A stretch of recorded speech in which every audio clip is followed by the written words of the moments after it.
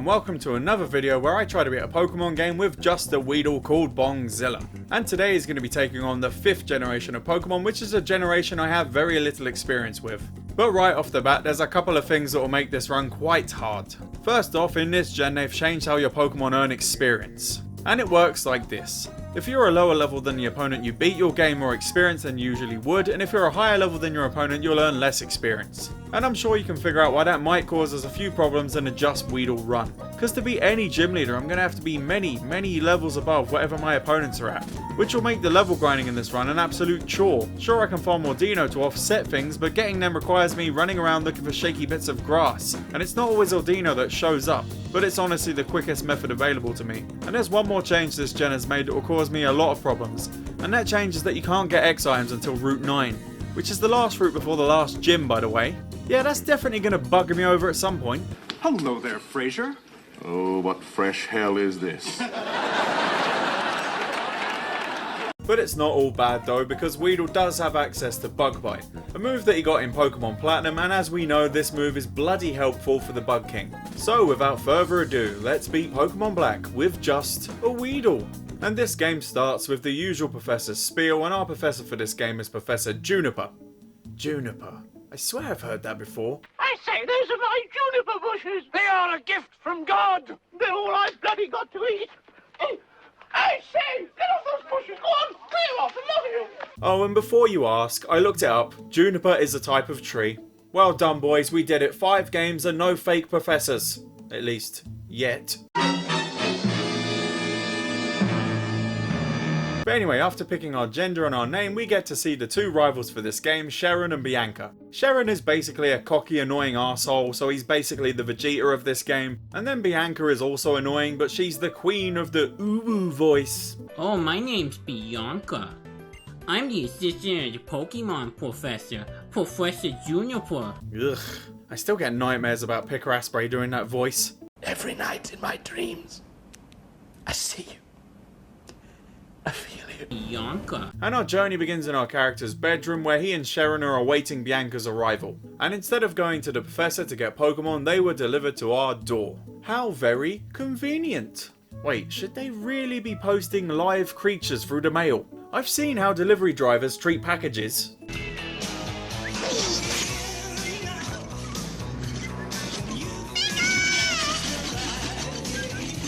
And we straight away get our Bug King, Bongzilla. Man, I wish the rest of the game had this kind of pace. Instead of interrupting my journey every 5 seconds with a cavalcade of annoying pricks. I like my solitude. God damn it. Good old wasteland. Yep, sure is some kick-ass training. Damn it, I'm lonely. And Bianca then suggests we have a Pokemon battle in my bedroom. Wow, what a good idea. Bianca just has that big brain energy. It's overpowering. And after this battle, Sharon takes us on as well, and then we can finally get on with the game. And I got lucky with the resetting for natures this time, and I got the adamant nature I needed on my 3rd reset. And I need this nature because it raises the growth of his physical attack while also lowering his special attack, which we don't need because his 2 attacks are both physical. After heading out of our house, we go to Bianca's house and we see her dad shouting at her, trying to forbid her from going on her Pokemon adventure. Wow, this is the first time I've seen someone in a Pokemon game bring in some real world logic.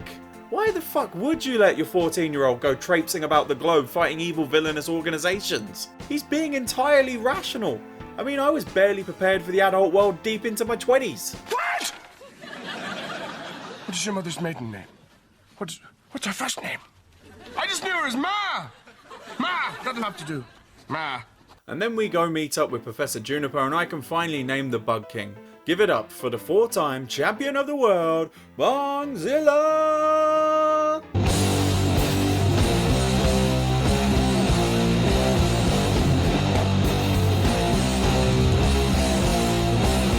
And after this, we get so much hand-holding, I might as well call Pokemon Black my new girlfriend at this point. These are small, but the ones out there are far away. But in Accumula Town, we get our first encounter with the evil organisation of this game, Team Plasma. And they basically want to free all Pokemon from the tyranny of Pokemon trainers, by using their own enslaved Pokemon to do so, and taking your Pokemon to be their slaves in the process?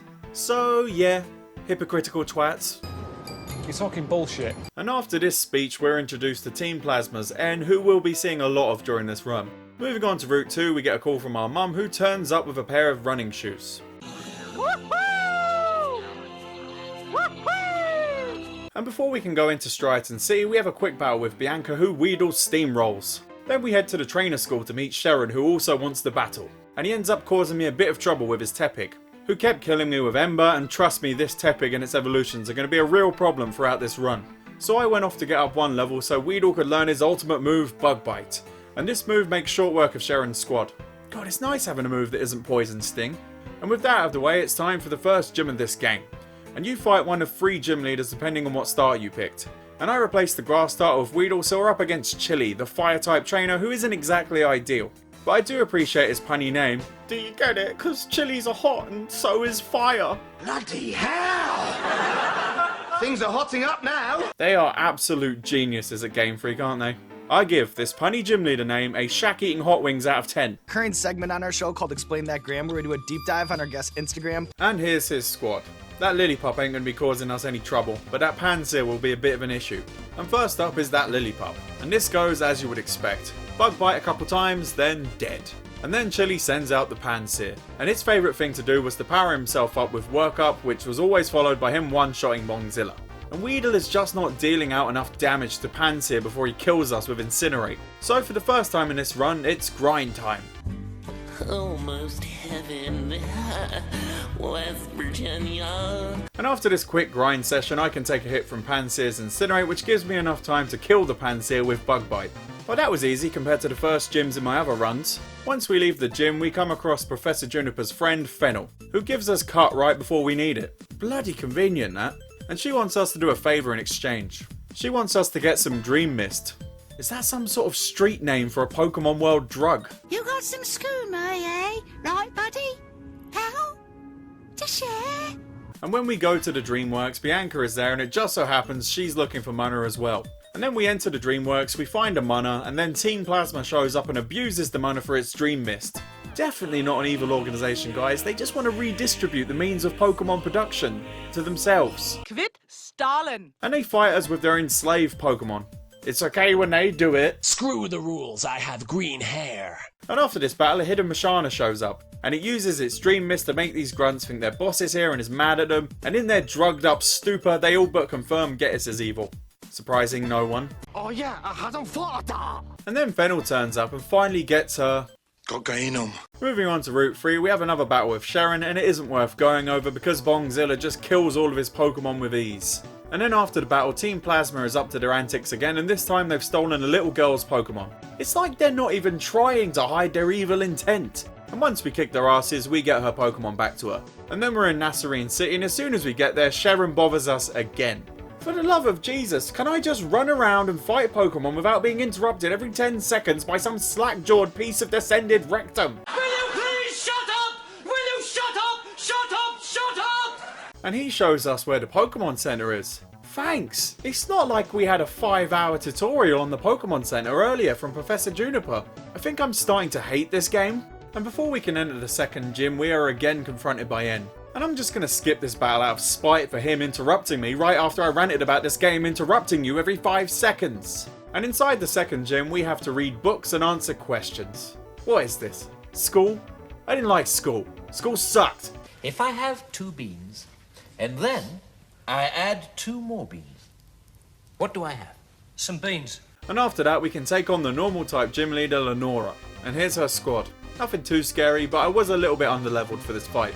And because of this, I got absolutely stomped by her Watchog, so it's time for a level grind.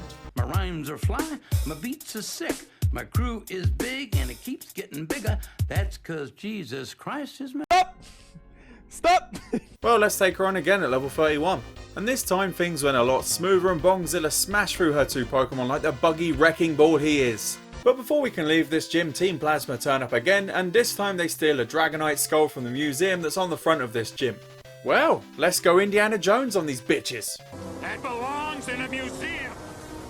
So do you. And then the whole gang and the next town's gym leader turn up to help. And then Leonora suggests we split up and search the school for clues. Well, with the help of Burk and Leonora, we can get the skull back and we can finally move on to Castelia City. And after crossing the quite frankly awesome looking Sky Arrow Bridge, we're here in Castilla City. And guess what? We get bothered by people before we can go into this town's gym. This game is like my personal nightmare, people constantly bothering me. People. What a bunch of bastards. And basically we see Sharon, who's just beat the gym, and then Burk comes out and says he wants us to help him fight Team Plasma for the 50 millionth time. And yet again they've stolen another child's Pokemon from them, because... Of course! They have. And it just so happens to be Bianca that got robbed this time. So we go with Burk to track our Pokemon down. Two buggy boys, teaming up. It's like a buddy cop movie waiting to happen. Bad boys, what you gonna do? What you gonna do when they come? Once the bug boys take care of the goons guarding the base, we get nattered at by Team Plasma. Skip to the end. Basically they're gonna revive God, which is this guy right here from the box of the game, who would have fought, and then they give Bianca her Pokemon back and we can get on with the fucking game. Well, let's head to the bug gym, which is a beehive, complete with honey doors that you have to puzzle your way around. Weedy the Pooh would have an orgasm in this place. I'm dummy thick, and the clap of my ass cheeks alerted the bees. Well, let's take on our fellow bug boy, Burk. And here's his squad. I hate to say this, but the Bug King is going to wreck this squad. And this battle goes well for the Bug King, with him cleaving through his whole squad with the might of his bug bite. Sure, he got very damaged, but he still came out on top. Now stand aside, worthy adversary. 'Tis but a scratch. A scratch? Your arm's off. No, it isn't. Well, what's that then?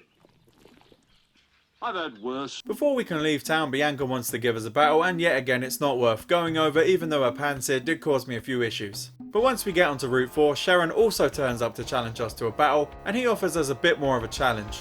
And here's his squad. God, that Pignite is starting to gain its Weedle destroying power. His first Pokemon, Pidove, is a bit of a git with its air cutter that can nearly kill Weedle in one shot. But luckily for us it's quite weak and Bongzilla can take it down with 2 bug bites. However, we're not lucky with his next Pokemon, Pignite, who can take more than 2 bug bites and can deal a lot of damage to us with his Flame Charge attack. But I made a plan to get past him at my current level, and this plan was to use our old friend Poison Sting to poison Pignite, and then I can heal until he's weak enough that Weedle can finish him off. I know it's not exactly honourable, but I got the job done. And the rest of his squad was no match for the Bug Lord. And it went Bug Bite, dead, Bug Bite, dead, and then the win was ours. Once we're finished traipsing about the desert, we find ourselves in Nimbasa City and we're instantly bothered by Team Plasma, who are trying to get the daycare man to hand over all the Pokemon in the daycare, so we of course step in and save the day. And then the daycare bloke gives us a bike for our trouble, which is nice. But this is the daycare bloke we're talking about here. We all know he's a sexual deviant getting off on watching Pokemon have sex. Lord only knows what he's done to this bike. The pedals? There you go. It's outrageous. We then chase Team Plasma to an amusement park and we see N, who lures us onto a Ferris wheel, so that he can tell us, shock horror, that he is the leader of Team Plasma. I swear he thinks we're retarded. Your brain, for example, is so minute, Baldrick, that if a hungry cannibal cracked your head open, there wouldn't be enough inside to cover a small water biscuit. And after our little day on the Ferris wheel, N challenges us to a battle. And here's his squad. Oh boy, you know that Darumaka and that Sigilif are going to be assholes. His first Pokemon is Sandile, who is weak to Bongzilla's bug bite, so he goes down without too much of a fight. But then comes out Darumaka to kick our ass. And he one-shots our bug boy with no trouble with his fire punch, so it's time to get back to the grind.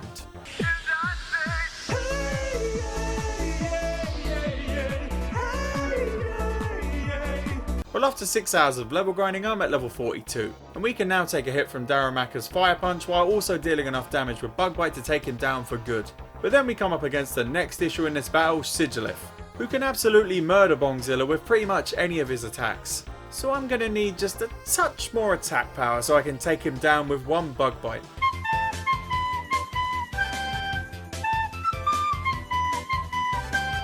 After this quick level going, Bongzilla was at level 45 and I thought this would be enough to kill the Sigilif outright. And I was right, Bongzilla could finally kill the Sigilif in 1 shot, and N's last Pokemon, Scraggy, cannot stand up to the might of the Weedle. And before we can enter the gym, we're interrupted by Bianca, and her dad has showed up to try and get her to come back home. And the gym leader for this town turns up and basically gives us an after school special message. Kids, there's nothing more cool than being hugged by someone you like. But if someone tries to touch you in a place or in a way that makes you feel uncomfortable, That's no good. And then he buggers off and we can challenge this gym. Happy days. And inside Alyssa's gym is basically a bunch of... What's it called? Once again! Well, let's take on Alyssa, and here's her squad. These electric bitches ain't gonna stop the fury of our buggy saviour. And yeah, this was a really easy fight. I smashed them all with bug bite and they were thrown to the ground by our shiny stoned god. Well, we're halfway done with the gyms. So far, so good. And before we can leave Nimbasa City, Sharon again challenges us to a battle, and here's his squad. Pretty much the same as last time. And he opens up with a Lipard, which is easily destroyed by Bongzilla's super effective bug bite. And next up is Tranquil, who still can't take enough damage to cause any problems for the Bug King. And then Sharon sends out our good old buddy Pig Knight, who absolutely demolishes us with Flame Charge. So it's once more unto the grind. I'm so happy, oh, lucky me. After 4 hours of level grinding, we're at level 50, and we now barely take any damage from Pig Knight's Flame Charge. And with a little help from Poison, Weedle takes down the Pig Knight. And last up is Pansage, who of course cannot withstand the destructive force of Bongzilla's Bug Bite. And with that, Sharon is defeated. Alyssa then turns up for whatever reason, and then we meet this region's champion, Alda. And true to form, Sharon is a rude arsehole to the man, which prompts Alda to make us fight some children? To teach us a lesson about having fun? The only lesson that was taught here is that these children are weak-ass noobs that deserve to be destroyed. Uncle Raditz is pissed! We here at Team 4-Star do not condone child violence. We do, however, find it hilarious. Bloody children. After this, it turns out Alyssa was here to get us across the bridge that leads to Driftvale City. And when we enter the city, its gym leader Clay greets us, and he kinda reminds me of this for whatever reason. Guys, why aren't the brakes working? Because I cut the brakes! Wild card, bitches! Yeah! What? And Clay is a ground type gym leader. Do you get it? Because Clay is in the ground, and he uses Pokemon of the ground Persuasion. It's a bit on the nose, but I like it, so I give this punny gym leader name a old cowboy yelling in the clouds out of 10. And Clay is blaming us for Team Plasma escaping when we got the bridge open for us. So he tasks us with tracking them down before we can fight him. And we find Team Plasma in some refrigerated building, and this building has ice floor puzzles. And you know how I feel about those. No sir, I don't like it. But thankfully, these aren't too bad. And it turns out Team Plasma is hiding in a storage crate. And for whatever reason, they're huddled together like a bunch of penguins? Alrighty then. And then after we've done all the hard work, Clay shows up to arrest these fools. And literally minutes later, he is releasing them back to their superiors. What was the point of that whole section? Jesus Christ, this game is annoying me. Well, without further ado, let's take on Clay. And here's his squad. Most of these Pokemon are physical attackers, so they shouldn't bother our buggy lord too much. And the first Pokemon he sends out is Korokorok. God, that's a fucking mouthful. I probably said it wrong, but whatever I guess. The Croc isn't too hard for Bongzilla to take down with his mighty super effective bug bite. And then Clay sends out the more challenging Excadrill, who will be a bit harder to take down because of his part steel typing. And it doesn't help that he has Rock Slide, which actually did kill me a couple of times. But with a bit of luck and perseverance, Weedle was able to overcome this obstacle. And then last up is Palpitoad, which went down easily with 2 bug bites. And there we go, badge number 5 is ours. Before we can leave Driftvale City, we are once again challenged to a battle by Bianca. But again, she doesn't really pose much of a threat, so we'll skip this battle and head on to Chargestone Cave. And here we again come across N, and he tells us Team Plasma is waiting for us up ahead. And then Bianca and Professor Juniper turn up and give us a lucky egg, which raises the amount of XP you gain from a battle, which will be handy later on. After beating the Team Plasma goons, we again bump into N, who asks us if we have a dream. Why yes I do, N. I want to be as pure as this man's laugh.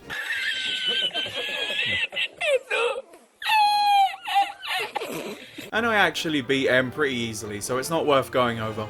And at the end of the cave, we find ourselves in Miss Jolton's city, home of Skylar. And you can guess what type of Pokemon she uses. Her name's Skylar, and flying Pokemon are usually going Loopin' all up in the clouds and shit. So it makes sense, and it's a nice little pun. And that's why I give this punny gym leader name a happy little clouds out of 10. We got some green here. A little brown, looks like poop. Some sweet orange, too. I might paint a Ninja Turtle if I have some time. I don't know. It's all in the brushstrokes. And she tells us that there's a sick Pokemon on top of the Celestial Tower that she wants to help, and she thinks we should tag along. And once we work our way to the top of the tower, she's already helped the Pokemon and she asks us if we would like to ring the bell. I feel like this might be a slur against me because I have the posture of the Hunchback of Notre Dame. Fucking bigot. The bells! The bells! You know what? It's probably all that Monster Energy drink that I consume. It's mutating me into the ultimate gamer. And because I know this battle with Skylar is going to be a massive pain in the arse, I decided to level grind for a bit.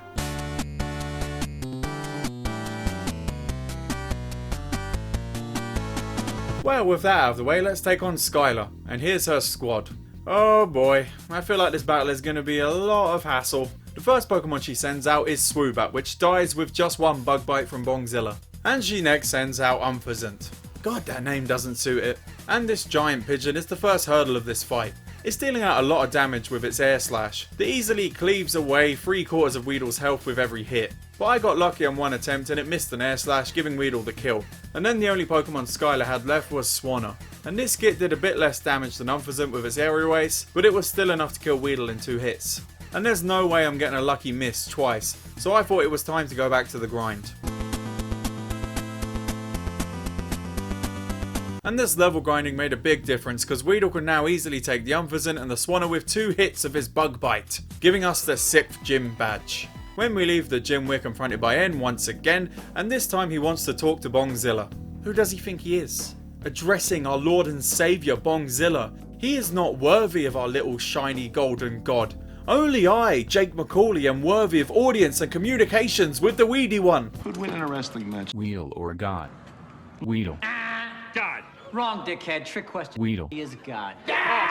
Moving swiftly on, because Weedle didn't even acknowledge this green-haired poser. During our journey to Icarus City, we bump into Sharon, who of course wants to battle again. And I got lucky with this battle because his Pig Knight didn't use any fire moves on me, and it just spammed takedown as Bongzilla easily took it out. Which is nice. This battle could have easily been difficult. And after this battle, Alda the child abuser shows up to give us Surf. Excelsior! And we now enter Twist Mountain, which I will admit annoyed the fuck out of me. I really don't like being lost in games. That's why I hate most Metroidvania games. Oh my god, you guys! Drama bomb! Well, with Twist Mountain out of the way, we're now in Icarus City, home of the Ice-type gym leader Bryson. Oh come on, why is it not a punny gym leader name? I'm disappointed at the lack of puns. I mean, Bryson kind of sounds similar to Ice? Fuck it, I'm reviewing it anyway. I give this punny gym leader name that isn't a pun a Ice Cube in a family movie out of 10. Hey, wait a minute, right? Hold up! Okay, let's take on Bryson. And here's his squad. Ha! The Bug Lord is gonna melt this bunch of Calippos with his smoking hot aura. And Bongzilla obviously smashes through Bryson's squad like a hot knife through butter. Bryson didn't like the heat, so he had to get out of Bongzilla's kitchen. Fuck off you fat useless sack of fucking Yankee danky doodle shite. And when we leave, the gang turns up and we get told by some ninjas that we should go to the Dragon Spiral Tower, because Team Plasma is waiting there for us. After scaling the tower, one of the Team Plasma sages gets his men to surround us like it's some weird porn parody. Hi. Hello. Meine dispatcher says there's something wrong with deine Kabel. Yeah, come on in. I'm not really sure exactly what's really wrong with the cable. That's why they sent me. I am an expert. And after I take them on, one by one, we get to the very top of the tower to find En having some quality time with Zekrom. And then En gives us the old "We're not so different, you and I."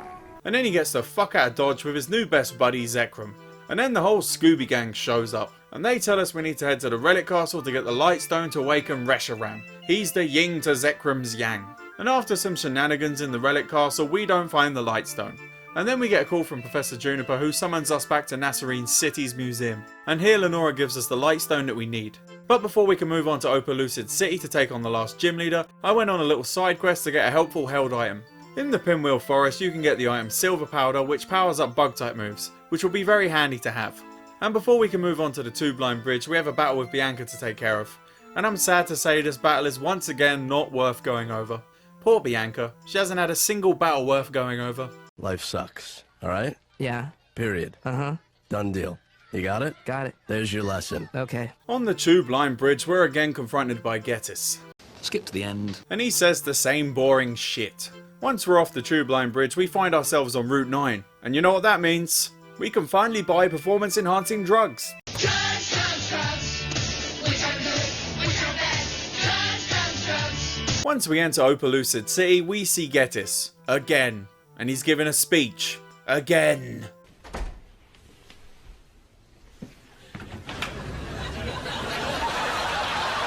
Getis GTFOs, and then we get invited to an old man's house to talk about dragons. Wait a second. Right, very creepy. Get a load of this guy.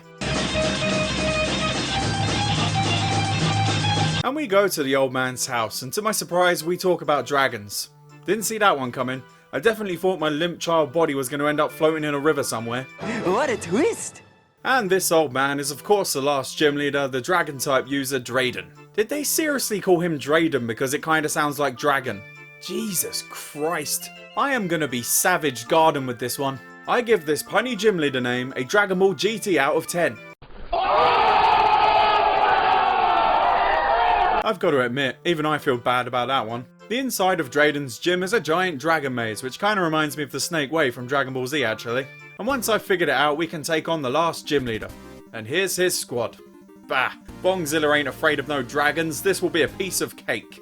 Drayden's first Pokemon, Fracture, gets absolutely wrecked by one bug bite. His next Pokemon, Drudigan, put up a bit more of a fight, but he still went down in 2 bug bites. And last up is Haxorus, and he also goes down in 2 hits.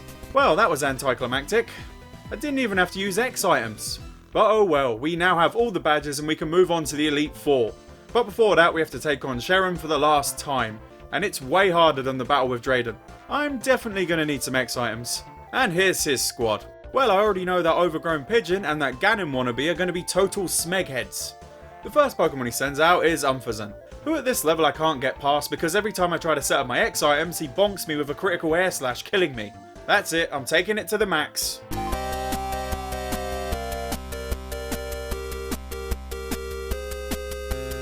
Well, we didn't have to do too much insane level grinding during this run, but that certainly made up for it. But even after 24 hours of level grinding, Umphazen can still one-shot us with a crit, so I have to get lucky while I'm setting up my X items. And when luck is on my side, I can take down the Umphazen in one shot. And then with his ultimate power, Weedle simply kills all of his Pokemon in one shot like the buggy saviour he is. It's now time to head through the victory road of this game, that has you sliding down a mountain. And it wasn't actually that annoying. Great job! Great job! Well, this is it boys, we're at the Elite Four. Let's fucking have it. In this gen, you pick the order of the Elite Four, and I decided on fighting the Psychic type user Caitlyn first. And she was actually a lot easier than I thought she would be. And her first Pokemon is Ranunculus, which has the deadly to us move Psychic, which can nearly kill Weedle in one even with an X special defense on. Which means I can't set up my X items on this cheeky git. But luckily for me, she's weak to Bug Bite, so Weedle can one-shot her very easily. And her next Pokemon, Mashana, is also weak to Bongzilla's Bug Bite, so he can take her down with one shot as well. Which is nice. And her next Pokemon, Sigilif, sadly isn't weak to Bug Bite, but it still gets defeated with just one Bug Bite nevertheless. Which leaves her with her last Pokemon, Gothitelle, who just so happens to also be weak to Bug Bite, giving us the victory over Caitlyn. That went better than I was expecting. I next decided to challenge the Ghost type user, Shauntal, and here's her squad. Well shit, I'm definitely going to need some X special defense here, aren't I? The first Pokemon she sends out is Cofagrigus, and she is definitely no pushover, she can actually take a hit from Bug Bite. And offensively, she's a Wrecking Ball too, with the ever annoying Psychic and the just as annoying Shadow Ball. And it's also packing Will-O-Wisp, which adds further complications into the mix. But with a bit of good old English grit, I can get Weedle fully set up and he can take the fucker down with a couple of Bug Bites. She then sends out Chandelure, who was taken down in 2 strikes at Bongzilla's fully performance enhanced state. And the next Pokemon on the chopping block was Golurk, who surprisingly went down with just 1 Bug Bite. And the same fate awaited her last Pokemon, Jellicent, who too was defeated just as easily. And with that, we have annihilated half of the Elite Four. I then decided to challenge Grimsley, the Dark type user. Grimsley, you get it, because Grim has many dark connotations and they've made a name out of it. I like it, because it sounds like a real name, but it's punny. So that's why I give this punny Elite Four member name a angry video game nerd dressed as Batman out of 10. I'm Batman. And here's his squad. This is going to be a bloodbath.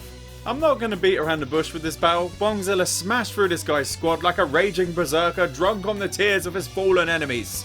And he didn't even have to use his performance enhancing drugs. Lucky really, I've been trying to wean him off those. I'm Harmony. Did some good jollies, man. Hey, do I put those down? And the last Elite Four member we have to take on is Marshall. Ooh, another punny name. Because, you know, Marshall sounds like martial arts. Again, that's a solid punny name.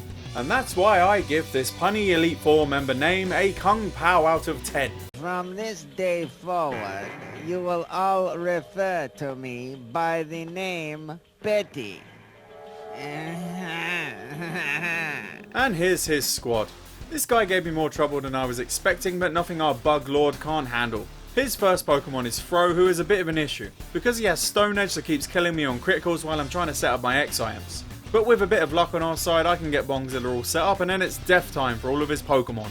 And now it's time to take on the league's champion, and once we scale the stairs that lead to him, we find that N has been waiting for us, and he has defeated Older. And then he summons a giant castle thing, and we're confronted by Team Plasma's sages. But then the whole gym leader gang turns up to take them on for us. And it's at this point we have to catch Reshiram, and we do actually have to catch him. Trust me, I tried killing him, but it just makes you fight him until you catch it. But then we fight N for the last time, and here's his squad. That's going to be a fun time, especially when you consider I have to switch Weedle in because Reshiram is forced to the front of my party. So the poor bug boy has to take a hit from Zekrom before he can do anything, but luckily for us, the moves he has don't do enough damage to kill Bongzilla outright, they do around half. That said, I did get killed by criticals on a semi-frequent basis. But as with most of the battles in this game, once I get my X-Items set up, Bongzilla cannot be stopped. It's just really satisfying seeing a Weedle one-shot a Zekrom. Just saying that gave me a semi. We may have beat M, but there still remains one more battle before we can call Bongzilla a 5-time champion. And that battle is of course with Getis, and here's his squad. Oh great, another Cofagrigus. And this Cofagrigus is up first, and it causes me the same problems as the other Cofagrigus I fought in the Elite Four. It kills me on the criticals with its Psychic, and I did die a lot of times in the process of trying to get fully set up, but once I was set up it was the same story as the end battle. The roided Bongzilla carved through Getis' whole squad like the raging dreadnought of power he is. And with that, could you now please give it up for the 5-time champion of the world, Bongzilla!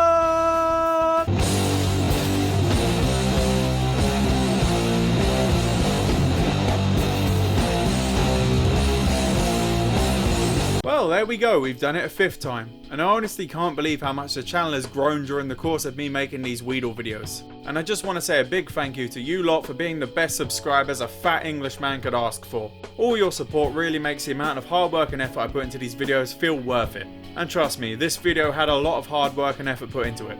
And don't worry, Bongzilla will return for more adventures in the not so distant future. Thank you for watching, and I will see you later.